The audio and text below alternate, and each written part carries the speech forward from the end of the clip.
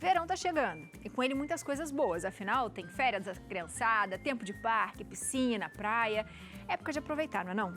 Mas assim, como é um momento de relaxar e curtir, também é necessário a gente redobrar a atenção para alguns riscos que a gente acaba ficando mais exposto no verão, como por exemplo as viroses. E para falar sobre isso, hoje a gente conversa com a pediatra doutora Camila Terra. Doutora, seja muito bem-vinda. Obrigada. Receita mais uma vez. Boa tarde, tudo bem? Tudo Boa tarde a todos de ótimo. casa. Doutora, quando a gente fala virose, eu acho que as pessoas em casa vão falar assim, sei, toda vez que eu vou levar num pronto-socorro é virose. Virose é tudo igual. Virose é tudo igual, doutora? Não é nada. É um termo muito popular, né? Eu falo que quando a gente não quer explicar as coisas, a gente denomina algum de virose, termo, né? Mas, na verdade, quando a gente está falando de virose, a gente está falando sobre as gastroenterites de origem viral, né? Aquele quadro de vômito, de diarreia, de mal-estar, às vezes acompanhado de febre, que 90% dos casos a culpa é de algum vírus. Nem sempre, né? Daí a gente vai explicar mais pra frente, mas geralmente é por vírus. É por vírus. E o tratamento ele é inespecífico, então por isso que fica esse rótulo de virose, vai passar sozinho, se hidrata, que vai melhorar, mas não é bem assim, né? E não é qualquer coisa que é virose. Não. E uma virose pode ser também, sei lá, uma virose de respiração também, doutora, ou não? É porque é um termo popular. Para nós, médicos, virose não se aplica a muita coisa. Uma infecção viral numa pele, uma infecção viral no trato respiratório, num trato gastrointestinal. No estômago do intestino é o mais comum, mas pode um resfriado falarem que seja virose, eu vou entender bem, mas eu vou ter que perguntar mais sobre. Entendi, boa. Quando a gente fala de criança, essas são as mais comuns, doutora, como acontece? O mais comum de uma criança apresentar vômito, febre, diarreia é vírus. O cuidado é a hidratação, controlar melhor os vômitos, não forçar a alimentação. Até porque fica machucado o intestino, né, doutora? Porque a gente não tem vontade de comer quando tá assim. Fica indigesto, né? O peristaltismo, os movimentos da alça intestinal e as etapas de digestão ficam mais lentificadas, ficam mais sofridas, né? Então a gente força muito uma criança a comer, a gente não tá ajudando, não tá dando conforto para essa criança. Mas pior, a gente está atrapalhando o mecanismo de defesa do corpinho dessa criança.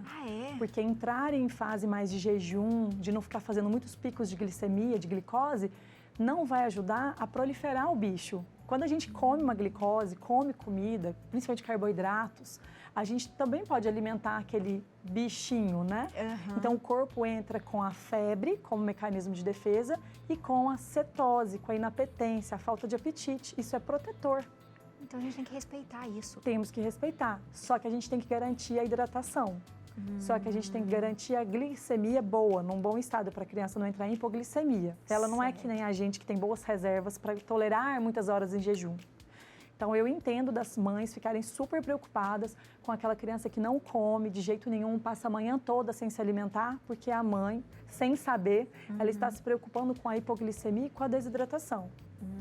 Entendi. Então, uma regra, se a criança toma bem líquidos, tá tudo bem. Tá tudo bem. Sucos, água de coco, água. E sucos, existem alguma preferência, doutora? Porque tem umas frutinhas aqui, existe preferência? É melhor quando a criança tá com virose, até para não desidratar, suco do quê? Em geral, quando a criança aceita, o suco que a criança aceitar. Tá ótimo. Mas é costume fazer suco de caju, por exemplo, porque não estimula muito mais a diarreia, né? Legal. Mas às vezes tem suco de uva. Tem pessoas que já têm diarreia só de tomar um suco de uva muito concentrado. Então, se a criança gosta muito de suco de uva, não tem problema, mas dilua mais. Não deixa ele tão concentrado, né?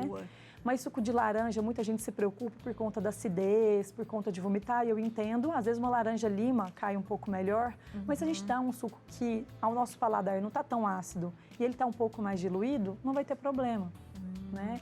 E às vezes a gente dá só água e a criança também continua vomitando com água. Não é porque é suco, né? Porque ela não está tolerando. Então um segredinho, seja água, seja qualquer tipo de líquido, é dar aos poucos. A gente fala que a gente vai enganando o estômago, vai dando aos poucos para aquilo não pesar de uma vez, né? Não insista com alimentos, com alimentação, insista na hidratação. Aqui a gente combinou, né, com a equipe de colocar algumas frutas para ilustrar melhor, né? Frutas leves, né? Maçã, pera, né? De fácil digestão. Abacaxi é uma boa. Abacaxi, super. É, porque a tem gente sempre bromelina, fala, né, de abacaxi ajuda pro na estômago, digestão. intestino. Abacaxi mais docinho. O coco tá ali para nos lembrar da água de coco natural, porque muitas das vezes do coco. Muitas vezes compra água de coco de caixinha, que é o que tem disponível para compra, riquíssimo em açúcar adicionado. Vai contra o mecanismo de defesa que a gente conversou agora. Não faz sentido. Prefiro 1000 vezes água do que uma água de coco industrializada. Isso, mas se eu é tenho a verdade. opção de uma água de coco natural, excelente. Né? E até usar essa água de coco, de repente, para fazer o suco. Sim. Se a criança, de repente, não bebe, você dá aquela tapeada, né? Exatamente. Inclusive, às vezes, para ministrar alguma medicação do pediatra, o médico que acompanha a família, já apresentou alguma gotinha de medicação para cortar o vômito e só aquelas gotinhas ficam nauseando. Dá um pouquinho de aguinha de coco, assim, tranquilo. Tranquilo. Serve para a criança tolerar melhor aquele remedinho. Depois que a gente dá um remedinho para cortar esse vômito, às vezes a gente espera 20, 30 minutos. Lembra da enganação? Aí dá mais um pouquinho de líquido, depois dá mais um pouquinho. Boa. E assim a criança vai se hidratando ao longo do dia. Doutora, quando a virose é algo muito preocupante? Porque a gente sabe que, de repente, a criança já vai ficar molinha, já vai ficar mal. Provavelmente a mãe já deve ter ido ao médico, por exemplo, ou ligado. Sim. Mas quando ela tem que ficar muito atenta, por exemplo, existe um prazo para isso ir embora? Não tem prazo para uma desidratação acontecer. Por exemplo, já passou as primeiras 24 horas da infecção, tá tranquila. Não tem isso. Quanto menor a criança, principalmente menores de 5 anos, maior a chance de desidratar. Mas a gente seguia pelos sinais clínicos que essa criança te dá e todo mundo consegue detectar em casa. A criança chora com pouca lágrima. A criança tem uma língua bem saborrosa, bem espessa, com secreção branca em cima da língua e a gente não vê muita saliva na boca. Não vê aquele sorriso brilhante. A gente pede para a criança abrir a boca, a gente não vê saliva fluida, fácil. Fica uma baba mesmo, uma saliva bem espessa. A criança diminui a quantidade de xixi, ou quando faz, fica um cheiro forte, uma cor bem escurecida. Geralmente a criança, mesmo que leve desidratação, ela não está animada. Eu acho que o estado geral da criança é uma coisa que é impressionante. A criança, ela traduz para você se ela está potencialmente grave ou se ela está super bem pelo estado de ânimo. Toda criança é feliz, é animada, né? E uma vez que não está com febre, não está com dor naquele momento e a criança está muito desanimada, prostrada, que a gente chama, é um sinal de alerta. Se essa criança tiver sangue nas fezes, ela tá bem, não teve febre, não tá vomitando, mas ela tá com uma diarreia com sangue, ela tem que procurar o pronto atendimento ou o médico que acompanha. Pode não ser vírus, pode ser bactéria e pode precisar de um antibiótico. E a febre, doutora, ela também vai aumentando, né? Porque a gente falou aquela vez da febre, eu queria que você falasse de novo para os papais, porque a gente tem aquele desespero de febre, vamos baixar essa febre, baixar essa febre. O que a gente faz nessa hora? A febre é o nosso amparo, é o nosso escudo, vai ajudar. Porque a febre, ela atrai mais as células de defesa do corpo para combater esse agente invasor, né? Então, ela é uma estratégia de defesa. A gente vai medicar essa criança para cortar, para diminuir essa temperatura, cortar a febre, quando a criança está extremamente prostrada. Não seguir muito pelo valor. Tem criança que está com 38 de temperatura da axila, não da testa, que não é confiável. Temperatura axilar. 38 está brincando, está animada. Eu deixo. Estou pertinho, estou acompanhando, eu observo. Em geral, 38,5, quase 39, ninguém aguenta. A criança fica desanimada. A gente só vai medicar para a febre quando o estado geral dela não é bom.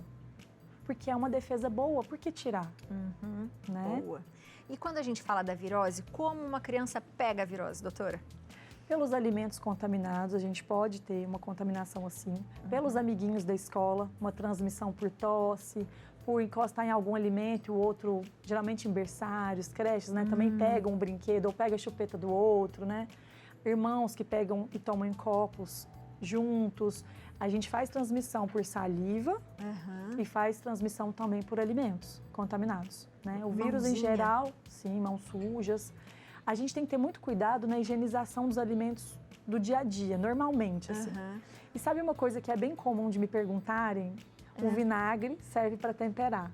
Só, né, doutora? Porque quando a gente fala de higiene, geralmente as pessoas, então eu deixo ele de molho, eu ponho no vinagre. Isso. Como que a gente pode higienizar, doutora? As mães me falam, mãe, é vinagre de álcool. Mas eu falo, vinagre é para temperar. Vinagre de álcool é uma ótima para usar como amaciante de roupa, mas não como um desinfetante, né? O jeito certo da gente higienizar essas próprias frutas que a gente consumiria aqui é usar o hipoclorito de sódio, que é água sanitária. Tem que tomar cuidado, olhar no rótulo, essa água sanitária não pode estar com cloro associada, mas a água sanitária pura, que chama hipoclorito de sódio, a gente faz a diluição, 1 litro de água fervida, de água filtrada, 2 colheres de sopa, que equivale a 20 ml. 2 colherzinhas de sopa daquela água sanitária. Aquilo ali a gente vai fazer o molho dessas frutas, deixar por 15 a 20 minutos agir e depois vai enxaguar. Esse é um jeito certo de fazer a higienização. Outra opção, uma versão mais moderna, mas que requer um custo mais financeiro, que seria ozônio. Existem máquinas de ozônio domiciliar para a gente poder fazer a higienização de frutas, verduras, legumes, que também é bem bacana. Agora, quando a gente vai consumir um alimento, se a gente sempre tem que entender a procedência, nesse verão que está por vir, esse calorzão, a gente tem que tomar cuidado, por exemplo, com maionese, salpicão, né? De repente está no restaurante. Da praia. Exatamente. Milho, porque a gente tem chance de se contaminar não por vírus, por bactéria, que também fazem quadros parecidos. Uma salmonela, por exemplo. Mas que, em geral, a salmonela deixa a criança extremamente prostrada, febre de 40 graus e meio e com muito sangue nas fezes. A criança desidrata no mesmo dia. Que perigo. Então, são os sinais de alerta que a gente conversou, de quando procurar um pronto atendimento, de quando procurar um médico. A infecção bacteriana, ela te dá todos aqueles sintomas em poucas horas. É muito evidente. Tudo assim, de uma vez, Tudo né? de uma vez, é mais intenso. Não é aquele quadro que você consegue ir manejando em casa, controlando melhor. Mas tem que tomar muito cuidado mesmo, né? Com os alimentos que têm os ovos, queijos não pasteurizados, né? Então, assim, até fruta pode ter. Então, a gente fazendo essa higienização, essa prática, a gente fica mais isento, né? Boa. Tem perguntinha de WhatsApp. Vamos lá, Léo. Temos uma perguntinha para a doutora. Vamos ver aqui, ó. Uma pessoa que pegou uma virose intestinal e vômito, pode pegar novamente dias depois? Muito obrigado pela pergunta, viu? Legal isso, porque de repente sarou ou não, né, doutora? Sim. E aí? Ela pode pegar de novo, porque naquele momento que ela está com a infecção, ela está mais vulnerável, né? Fica com uma imunidade ali mais debilitada. Mas ela pode estar simplesmente com o mesmo quadro. Teve uma melhoria, às vezes se hidratou mais, a mãe se preocupou mais, começou a melhorar, desfez os cuidados, os sintomas proliferam de novo. Pode ser a mesma infecção dentro do mesmo tempo. Uma coisa que cabe mais ou menos nessa pergunta é assim, uma criança que está com sintomas de diarreia, não tem vômito nem febre, só diarreia. Quando passa de 10 a 15 dias daquela diarreia, muitas das vezes a criança se torna intolerante à lactose.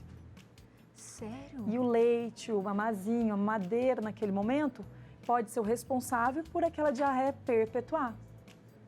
Quando a gente tem diarreia mesmo, não precisa nem ser líquida as fezes. Elas podem ser pastosas, mas desde que esteja em frequência mais aumentada. A gente fala, tem um cheiro diferente, às vezes tem uma dorzinha, uma cólica associada, mas se a criança faz cocô todos os dias, uma vez ao dia, e hoje está mais mole, já teve 3, 4 vezes, é uma diarreia aguda, tá? Então, se aumenta a frequência, altera a consistência, por mais de uma semana, chegou ali nos 10, mas a criança está ótima, então a mãe vai levando. Chegou a 10 dias, aquela lactose do leite que ela toma todo dia vai atrapalhar ela recuperar toda a função do intestino. Então, naquele momento, quem passa de 10 a 14 dias, é certo a gente trocar aquele leite por um leite sem lactose, por um momento. Recuperou tudo, a infecção viral foi embora, teve assistência do médico se necessário, o cocôzinho voltou a ter formato normal, voltou a evacuar uma vez ao dia só, como era de costume, por exemplo. A mãe vai transicionando do sem lactose para o leite anterior aos poucos, vai fazendo a mistura na própria mamadeira, no próprio copo, até que o corpo aceite novamente aquele contato com a lactose. Então, às vezes, é uma intolerância e acha que é outra virose, outra infecção, e não é. Que interessante. Isso pode acontecer. Muito bom. Doutora, tratamento é meio que individual, mas existe uma regrinha básica do que a gente tem que fazer além da hidratação e muito? Sim, eu pedi para deixar aqui, Uhum. a gente precisa entender e lembrar como é feito o soro. O soro, ele salva vidas. Uhum. Muitas das complicações que acontecem em bebês e crianças não é pelo agente invasor, ele não mata. A desidratação é que complica. Então, quando a gente sabe a regrinha do soro caseiro, a gente já está tentando oferecer para a criança, mesmo que 5 ml na seringuinha, 10 ml na seringuinha, ele vai dando tudo, a gente está hidratando a criança. Está prevenindo a desidratação e a principal complicação de uma virose, de uma diarreia. Existe hoje na farmácia, Abi, para a gente poder comprar em sachê, em garrafinha, tem mesmo. saborizado. Tem corantes. Então, Tá. a criança que tem alergia a corante, eu recomendo que compre sem sabor, que nada mais é que isso aqui. Tá. Mas com sabor ajuda? Ajuda. Boa. Mas eu tô numa viagem, tô numa praia longe da farmácia, consigo fazer isso e adicionar um pouquinho desse suco ali dentro só para dar um saborzinho e a criança tomar. Ai, legal. Eu posso misturar um pouquinho, não tem problema. E aí a gente faz uma colherzinha dessa de chazinho. Sim. Isso? Essa colher é de café, bem Aham. pequenininha, eu pego sal. Tá. Essa colher de sopa, que tem mais ou menos 10 ml, né, ali, 10 gramas, açúcar, para 1 litro de água fervida, filtrada. Essa misturinha, ela pode durar 24 horas na geladeira. Aham. Sempre que eu for oferecer, eu tenho que misturar bem para redistribuir todo esse pozinho aí que a gente jogou. E eu vou dando aos poucos para a criança. Aos poucos. Aos poucos. Mas a criança está solista, está com sede. Na hora que toma aquele soro, que tem um saborzinho diferente, toma grande quantidade, vomita. É pouca quantidade. E se precisar saborizar um pouco, não tem problema. Pode colocar um suquinho de uva integral um pouquinho, o suco de caju, o suco que a criança gostar, só para saborizar. Boa, né? doutora. Se for uma virose num bebê, até que idade ele pode beber água ou não? Qual o tempinho? O que a mãe tem que fazer? Todo bebê acima de 6 meses, ele está apto a tomar água. Qualquer bebê pode ter contato com esse tipo de solução, tá? Tá. Quando a criança é muito maior, é que eu sinto mais dificuldade, porque eles ficam um pouco resistentes. Não quer, né? Então, sabe uma orientação muito legal? Naquela consulta de rotina que você vai ao pediatra, que a criança não está doente, já combina com o pediatra. Doutor, me passa uma receita? Se um dia meu filho tiver vômito e diarreia, o que eu faço? Me passa uma medicação que eu possa medicar para vômito e um suplemento com zinco para diarreia, porque isso melhora muito. E um soro, uma orientação específica, fica com aquela receita guardada. Ninguém passa perrengue com orientação. Porque geralmente a criança, quando desidratou, se não é uma infecção bacteriana ou uma criança que já é mais difícil de dar, se a mãe faz passo a passo, frutas, Pronto. hidrata, reduz a alimentação, não força, dá um soro, medica para o vômito, para ver se contém o vômito, a criança melhora muito rápido. É isso, Que minha em geral gente. são infecções benignas, elas não são complicadas. Então é atenção, né, nos sintomas da criança e hidratação Sim. o tempo todo. E se você puder prevenir já com essa receitinha no bolso, você já vai estar ali sabendo o que fazer. Exatamente. Doutora, muito obrigada. Eu que agradeço sempre, obrigada. Faz muito sentido esse negócio da lactose, muito interessante, viu? A gente chama assim de intolerância à lactose secundária. Ela é secundária, ela é temporária, depois volta ao Depois normal. volta ao normal. Interessantíssimo. Tá bom. Você de casa ficou com alguma dúvida? Faz pergunta para a doutora. @doutora Camila Terra é o Instagram. Beijo. Obrigada. Eu que Viu? agradeço. Obrigada sempre. Maravilhosa.